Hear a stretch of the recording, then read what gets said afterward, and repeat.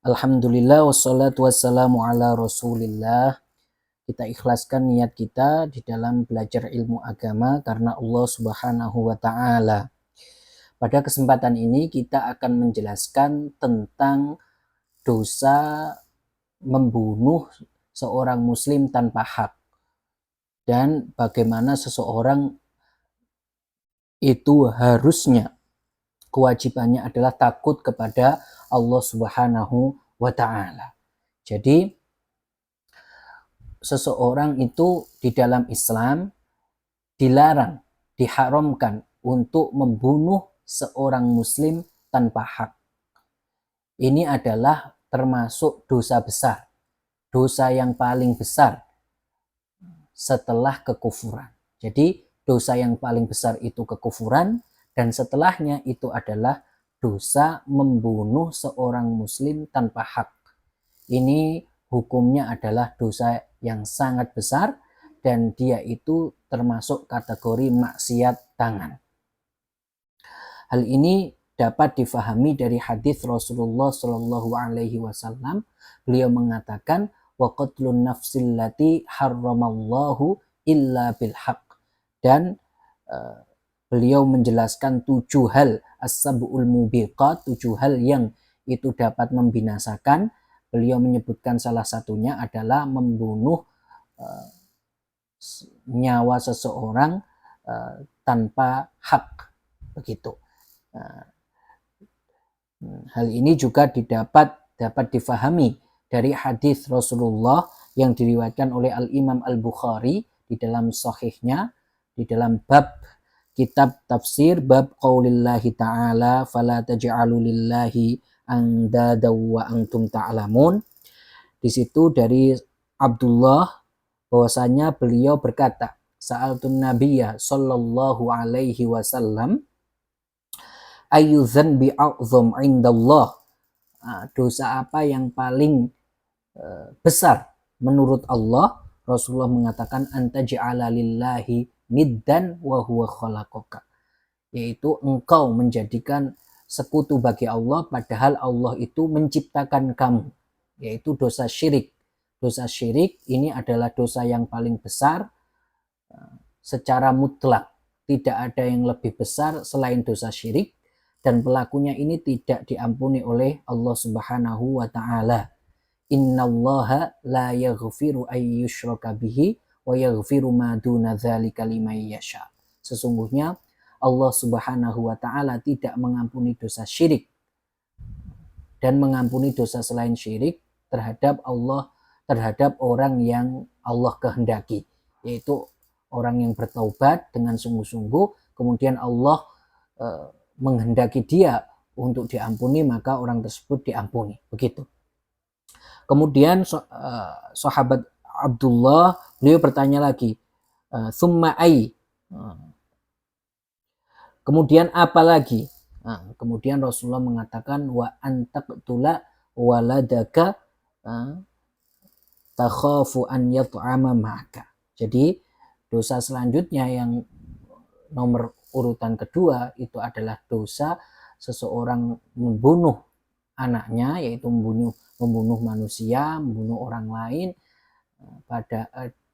karena ditakutkan dia itu akan bersama dia, makan bersama dia. Artinya apa? Yaitu qatlun nafsil lati harramallahu, qatlun nafsil lati harramahullah.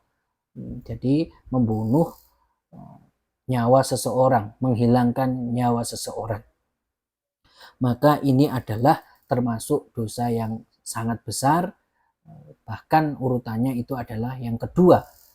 Dosa yang sangat besar nomor 2. Nomor pertama itu adalah syirik, yang kedua adalah dosa membunuh, menghilangkan nyawa seseorang.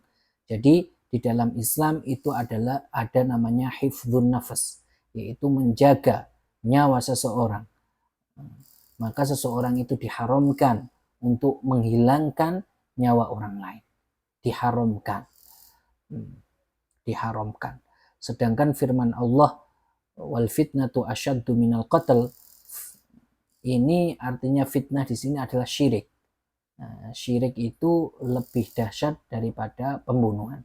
Jadi bukan fitnah yang kita kenal di dalam bahasa Indonesia, tetapi fitnah di sini al-fitnatu fiddin, yaitu apa? Yaitu syirik sebagaimana yang dikatakan oleh Al-Imam At-Tabari. Beliau mengatakan wal fitnatu asyaddu minal qatl, yakni dzakarahullahu ta'ala biqaulihi wal fitnatu asyaddu minal qatl wasyirku billahi asyaddu minal qatl. Kesyirikan yaitu menyekutukan Allah itu lebih dahsyat, dosanya lebih besar dari membunuh. Seperti itu. Seseorang ketika membunuh orang lain di dalam Islam, maka dia itu ada konsekuensinya. Selain dosa yang sangat besar tadi, maka orang ini dia itu wajib untuk membayar kafarah.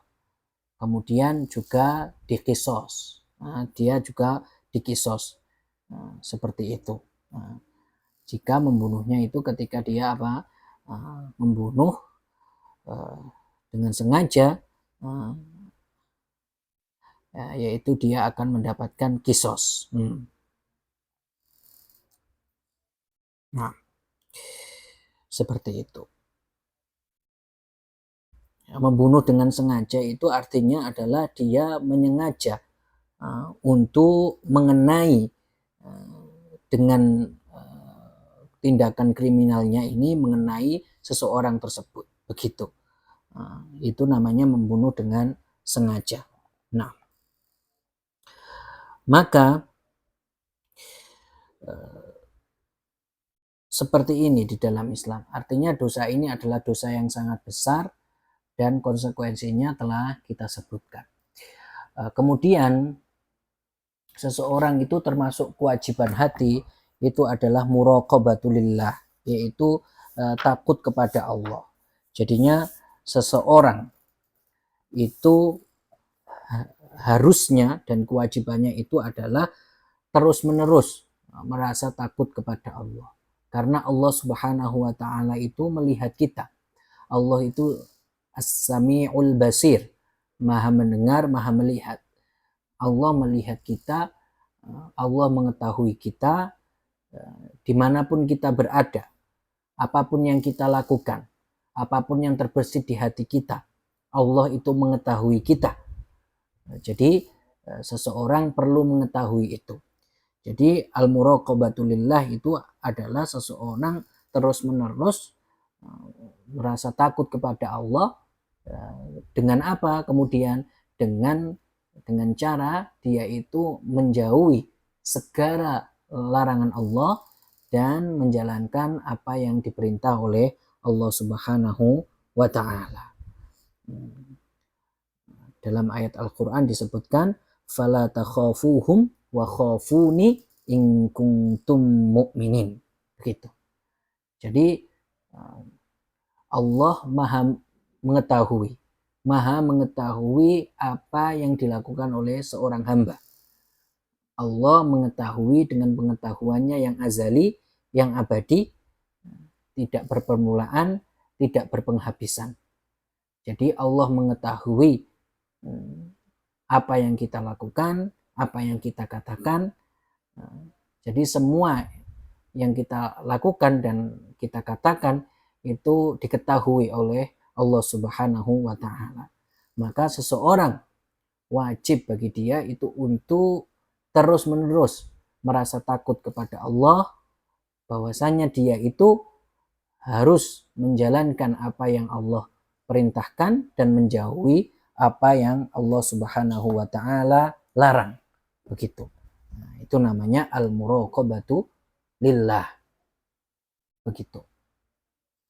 Kemudian terkait kasus yang viral yaitu kasus Vina. Jadi semoga Allah Subhanahu wa taala memberikan ketabahan, kesabaran bagi keluarga, diberikan kesabaran, ketabahan, dan semoga kasusnya cepat untuk terselesaikan, diberikan titik terang dan kejelasan.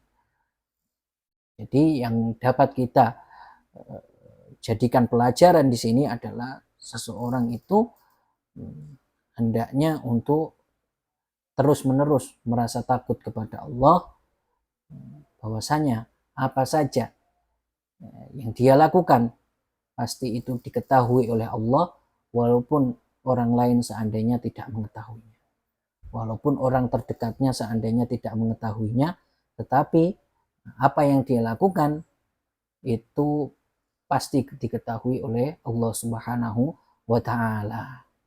Begitu. Ada seorang ulama, dia itu sejak kecil senantiasa membiasakan untuk mengatakan Allahu yaroni, yaitu Allah melihatku. Ketika dia di mana-mana dia mengatakan Allahu yaroni, Allahu yaroni, sehingga itu menimbulkan pada dirinya bahwasanya dia itu lebih melaksanakan, jadi dia terapkan apa yang dia katakan di dalam kehidupannya, sehingga dia menjadi seorang ulama, menjadi seorang alim, seperti itu. Dari saya cukup sekian. Assalamualaikum warahmatullahi wabarakatuh.